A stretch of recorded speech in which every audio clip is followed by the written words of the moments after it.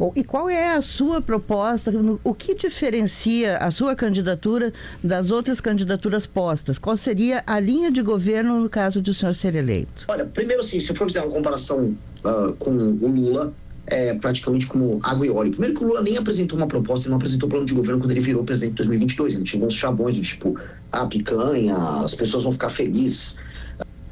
Quando eu puxo pro campo da direita, o Flávio ocupa o papel hoje do cara que não tem nenhuma proposta a apresentar. Ele mesmo deu entrevista e avisou, e deixou muito claro que não é para esperar nenhuma proposta dele, que ele não quer perder votos apresentando proposta alguma. Do ponto de vista econômico, a gente tem uma crise fiscal gigantesca, a gente vai fazer uma série de reformas que reduzam as despesas para permitir uma redução dos juros, uma agenda de competitividade muito forte, utilizar as terras raras para você ganhar o gap de tecnologia junto a outras nações, para que a gente possa ter uma cadeia produtiva capaz de concorrer com a China em muitas áreas. A questão que nós estamos tendo é muita energia disponível, estou falando de energia nuclear, de energia hidrelétrica, estou falando de energia solar, energia eólica, e essa energia vai permitir que o Brasil entre no universo dos data centers com muita força e servindo de infraestrutura para a revolução de IA. Em relação a projetos já pensados que melhoram a vida das pessoas, saúde, educação, segurança, qual o senhor destaca como o projeto para essa sua campanha? As pessoas falam muito sobre a nossa agenda sobre segurança pública, porque naturalmente é a agenda mais enfática e ela é mais clara no enfrentamento ao crime, mas se eu falar de bem-estar e das pessoas, eu acho que a revolução que a gente pretende fazer no SUS é a mais interessante. A integração dos prontuários através do prontuário único, você conseguir colocar machine learning, inteligência artificial, para, através do prontuário único, prever a evolução de determinadas doenças que uma pessoa pode ter, né? Você vai pegando as ocorrências de uma pessoa e aí você vai saber automaticamente, olha, essa pessoa tem uma tendência a desenvolver, por exemplo, diabetes, vamos colocar um agente de saúde para ficar mais próximo das pessoas, vamos trabalhar bem a questão do acesso, né? O acesso é um dos maiores problemas do SUS, então vamos tirar qualquer tipo de critério discricionário para a fila do SUS. Dá para fazer uma revolução muito, muito grande no SUS, usando tecnologia, que vai, vamos dizer, melhorar a vida das pessoas de maneira clara em 2-3 anos. E o senhor tem números que digam que há verba para isso e nesses 2-3 anos isso quer dizer zerar a fila de consultas e atendimentos pelo SUS? O maior problema é justamente as consultas, atendimentos e cirurgias, né? O problema de acesso. O SUS, o grande problema dele é de acesso. Você vai ter que usar, vamos dizer, essa organização centralizada por parte do SUS com um enfoque muito grande do governo federal para fazer o que eles chamam de política de hub and spoke. É saber onde serão os hubs para você colocar os centros policlínicos e os hospitais com atendimento sem um papel discricionário do político. Hoje os políticos acabam fazendo hospitais com emendas e aí utilizam, vamos dizer, escolhem de maneira logisticamente errada os lugares onde isso vai ser feito. Então o governo federal vai ter que atuar aí. Eu queria entender melhor a sua proposta. O senhor falou de El Salvador, né, que é um país onde as pessoas, tem muita gente que é presa de uma forma que não cabe na nossa Constituição. A sua ideia é mudar a Constituição e também em relação às emendas. Hoje o senhor disse que o país é, de certa forma, refém do Centrão e é refém, o presidente é refém do Congresso nessa questão das emendas. Como é que o senhor mudaria esse tema das emendas para que não se tenha hoje a situação que nós temos, em que, de fato, mais de 50 bilhões do orçamento vai para as emendas parlamentares? Eu acho o modelo de El Salvador, salvo uma ou outra alteração, nós precisamos fazer bem cabível aqui.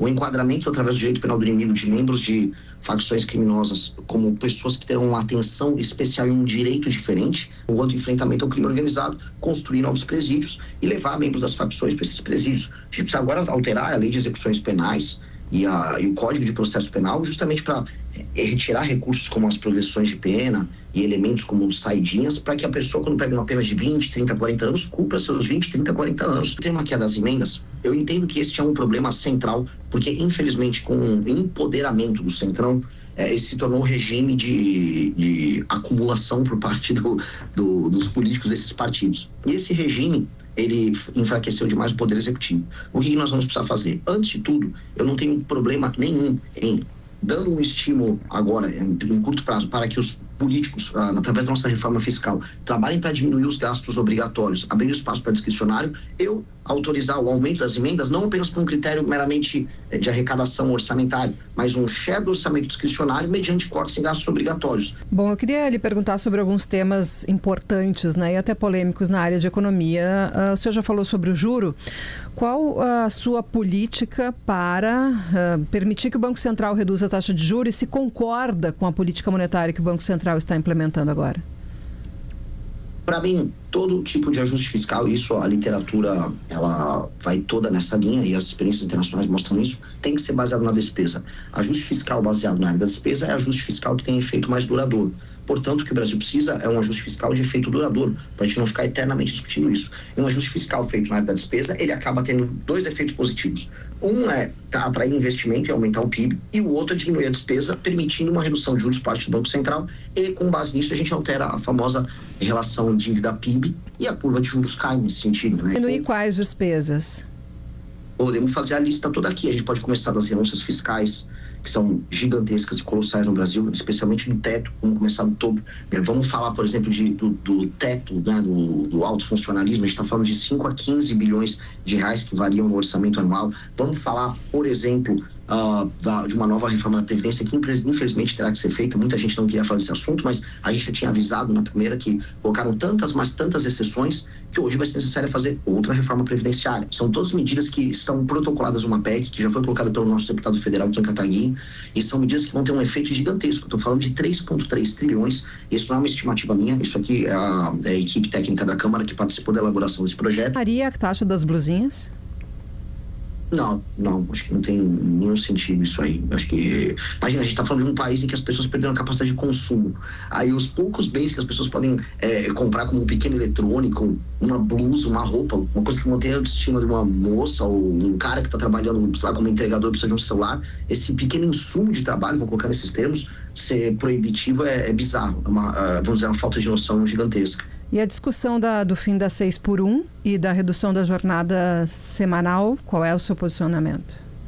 Eu sou contrário à proposta que veio do governo e considero vexatória a postura da direita brasileira em sequer se colocar na mesa para discutir. Não haveria como eles se oporem, porque não haveria como fazer uma oposição por parte do PL, porque eles iam perder votos, mas que eles discordavam do projeto, mostrando que é apenas uma posição casuística adotada ali por eles. Acho que não tem que acabar com a 6x1 e que tem que manter a jornada em 44 horas. Não, eu acho que a gente tem que ter uma reforma na legislação trabalhista brasileira profunda, que aumente a flexibilização. Hoje a gente tem uma legislação muito velha e a gente está discutindo nos termos errados. A gente está pegando, tem uma legislação velha e aí eu vou adequar ela através de uma política populista para uma demanda que surgiu ali no Rio de Janeiro com um vereador e que pegou nas redes sociais. Qual é a maneira correta de tratar desse assunto, na sua opinião? É uma reforma profunda na legislação trabalhista brasileira. E qual seria o modelo? É 5x2, é 4x3, é 6x1? Não trabalhar nessas categorias, porque o mundo já não trabalha mais nessas categorias. Hoje você tem uma alta flexibilização nos contratos de trabalho. Você pode estabelecer limites de horas semanais e aí você pode permitir que as partes façam os contratos deles. Hoje, a economia global ela vai mudando para outros perfis, é muito mais uma economia de serviços. Essas categorias do tipo, é tanto por tanto, com tantas horas... isso é um modelo industrial verticalizado, tanto que a CLT é do período, vamos dizer, do meio do século XX. O mundo não é mais esse. Como seria para o senhor, então, cada categoria definindo como vai ser? Seria você tem sindicatos com concorrência. Isso eu vou pegar um exemplo que é presente, por exemplo, na Ásia. Sindicatos que concorrem entre si para atender esses trabalhadores fazem os seus contratos com suas áreas. Em alguns contratos em que há uma organização grande dos trabalhadores, você consegue estabelecer um regramento específico para ela, já entendendo o funcionamento da área e o mercado atendendo a demanda tanto do empregador quanto do empregado. Mas, por exemplo, na indústria, né? Ontem o empresário Jorge Gerdau e o Rampeter falou que a indústria brasileira não é competitiva, vai ficar menos competitiva com a jornada reduzida, e até citou o exemplo da China, onde muitas vezes muitos operários da indústria siderúrgica trabalham 11 horas por dia. A sua ideia é isso, que tem essa possibilidade de, digamos assim, o sindicato das indústrias de determinado setor combinar com os trabalhadores que possam trabalhar 11 horas ou 7 horas, combinar, cada empresa ficaria liberada para fazer, cada setor liberado para fazer acordos? Mas e é isso que está funcionando não só no mundo, mas com os nossos concorrentes. A gente tem que ser muito claro. Eu posso vir aqui de maneira populista e falar, vou diminuir a carga para o setor industrial, vamos trabalhar 30 horas por semana. Por que 40? Vamos baixar para 30. A gente vai sair fora das cadeias globais de produção. O custo do Brasil já é gigantesco, energia é cara, juros é cara, o regime trabalhista aqui não apenas é caro, como é inseguro. A gente está perdendo espaço nas cadeias globais inteiras de produção. Os países com regimes trabalhistas mais flexíveis estão apresentando um aumento de ganho real do salário dos trabalhadores maior do que aqui no Brasil. A China é um exemplo disso. Matheus Chu, em Brasília, tem uma pergunta para o senhor. Eu gostaria de saber como está a articulação do seu partido Missão com as demais siglas e como o senhor pretende fazer reformas tão profundas, sendo de um partido que está começando agora, né, e com críticas tão duras aos partidos que hoje são ampla maioria no Congresso. Como se sabe, em todo o governo, o primeiro ano é o ano de reformas, né? O governo que não consegue fazer reformas no primeiro ano dificilmente consegue depois. Como o senhor pretende ter essa articulação, né, e esse apoio majoritário no Congresso vindo de um partido que foi... Olha, a premissa é simples. A partir do momento que eu venci as eleições, eu não apenas vou fazer uma base grande para o meu partido, como parlamentares de outras legendas serão eleitos dentro do espírito daquilo que me elegeu. O espírito da eleição do presidente da República acaba se refletindo na agenda dos deputados federais eleitos. Portanto, eu tenho que montar uma composição pluripartidária focada em obter essa maioria.